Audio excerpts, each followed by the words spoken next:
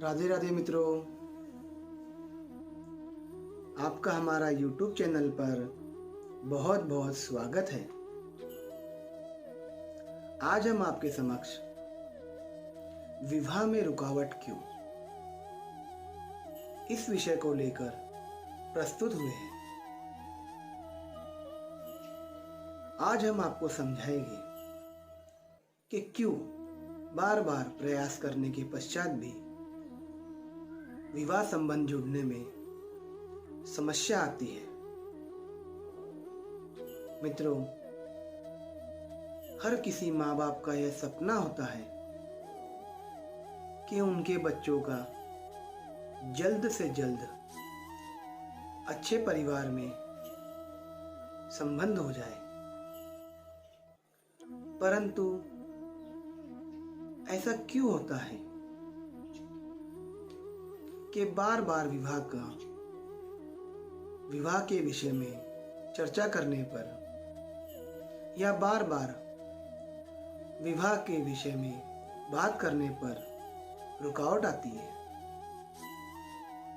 जब भी विवाह संबंध जोड़ने के लिए कोई न कोई चर्चा होती है या विवाह संबंध का कोई न कोई रिश्ता आता है, सब कुछ अच्छा होने के पश्चात भी कोई न कोई बाधा आ जाती है उसमें। क्यों बार बार ऐसा होता है, इस विषय को लेकर बहुत से माता पिता परेशान हैं। आइए हम आज आपको विस्तार पूर्वक जन्म कुंडली बनाकर समझाएंगे कि किस ग्रह के कारण एवं आपकी जन्म कुंडली में किस स्थान से वैवाहिक जीवन के विषय में देखा जाता है और किस ग्रह के कारण बार बार वैवाहिक जीवन में समस्या आती है। आइए हम आपको विस्तार पूर्वक जन्म कुंडली द्वारा समझाते हैं। यह कुंडली हमने उदाहरण के तौर पर समझाने के लिए आपको बनाई है। इसी प्रकार जन्म कुंडली होती है, इसे जन्मांक चक्र कहा जाता है। मान लीजिए यह आपकी जन्म कुंडली है।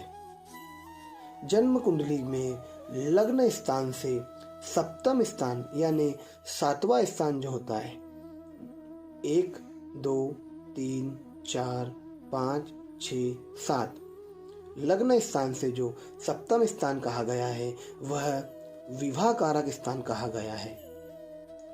अगर किसी की भी कुंडली में विवाह कारक स्थान में अगर इसी प्रकार मंगल अपनी कर्क राशि में यानी नीच राशि में मंगल स्थापित हो जाए और उसी के साथ गुरु द्वादश भाव में गुरु केतु के साथ में हो जाए और विवाह कारक जो शुक्र ग्रह अपने षडाष्टक योग में हो जाए, तो ऐसी कुंडली में तलाक योग होना निश्चित ही है।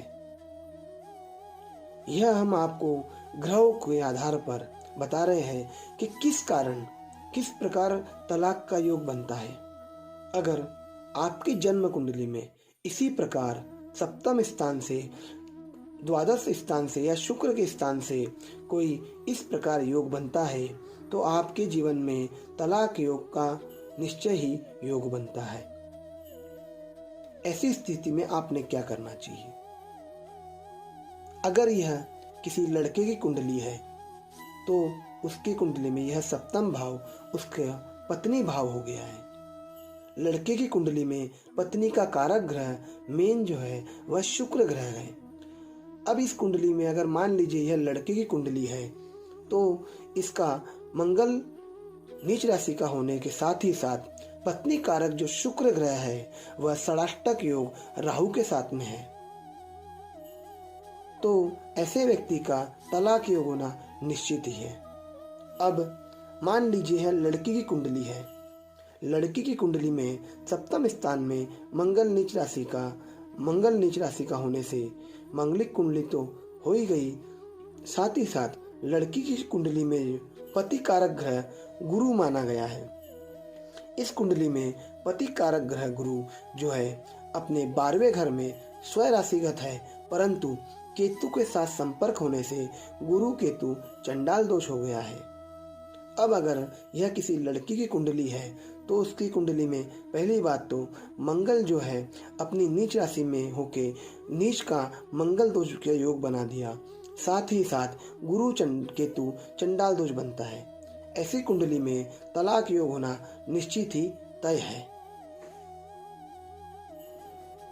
यह हमने आपको विस्तार पूर्वक जन्म कुंडली बनाकर समझाया है कि किस प्रकार आपकी जन्म कुंडली में विवाह स्थान में अगर कोई पाप ग्रह का योग संयोग बनता हो तो निश्चित ही आपका विवाह संबंध जुड़ने में बार बार समस्या उत्पन्न होगी। अगर आपकी जन्म कुंडली में भी इसी प्रकार कोई पाप ग्रह का योग विवाह स्थान में बनता हो तो आप तत्काल उस ग्रह की शांति कराकर विधि पूर्वक जप अनुष्ठान कराकर उस ग्रह को शांत कर सकते हैं एवं बार बार आपका विवाह संबंध जुड़ने में समस्या जो उत्पन्न हो रही थी उसका इस प्रकार निवारण कर सकते हैं। इस विषय में अगर आपको अधिक जानकारी चाहिए तो आप हमसे संपर्क कर सकते हैं। राधे राधे।